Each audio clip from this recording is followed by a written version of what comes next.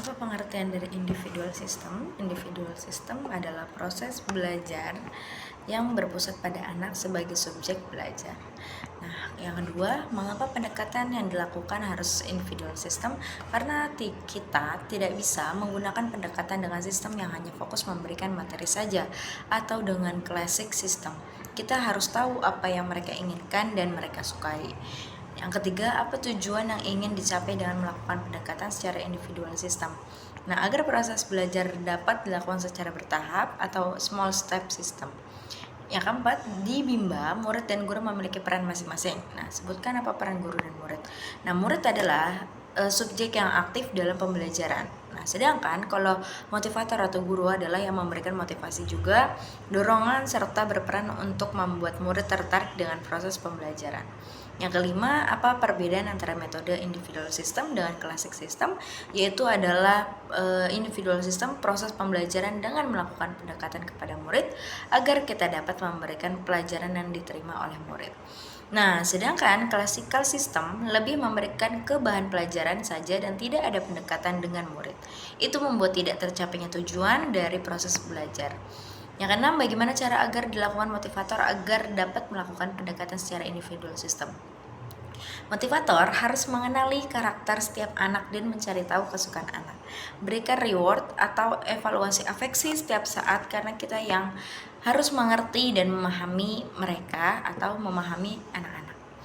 7. Apa dampak yang akan terjadi bila pendekatan dilakukan secara individual system? Yaitu murid akan tertarik dan antusias dalam melakukan proses pembelajaran atau dalam proses bermain dan mengulang apa yang disampaikan oleh motivator. 8. Apa dampak yang akan terjadi bila pendekatan dilakukan secara klasikal sistem? Yaitu murid akan cepat merasa bosan dan tujuan proses belajar tidak menyenangkan atau fun learning. Oke, kita masuk ke yang B. Nah, apa sih dengan pengertian variation skill ya?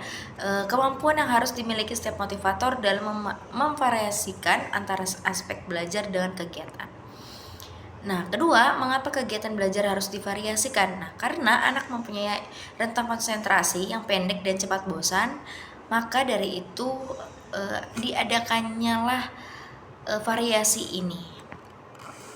Tujuannya apa yang ingin dicapai dengan memvariasikan kegiatan belajar ini? Agar anak tidak merasa bosan dan semakin tertarik atau tetap semangat dan antusiasnya dalam pembelajaran.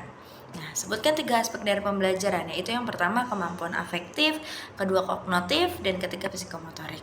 Nah, kegiatan apa yang termasuk dari kognitif? Yaitu bermain baca-bacaan dan berhitung. Nah, sedangkan untuk kegiatan aspek afektif yaitu bernyanyi, berdialog, bercerita. Nah, kalau ke aspek psikomotorik adalah kegiatan fisik yang berkaitan dengan penggunaan anggota tubuh seperti menulis.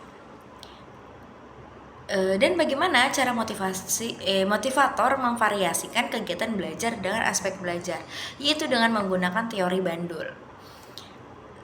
Kita masuk ke bagian C ya. Jawablah pertanyaan mengenai teori dasar dalam psikologi pendidikan.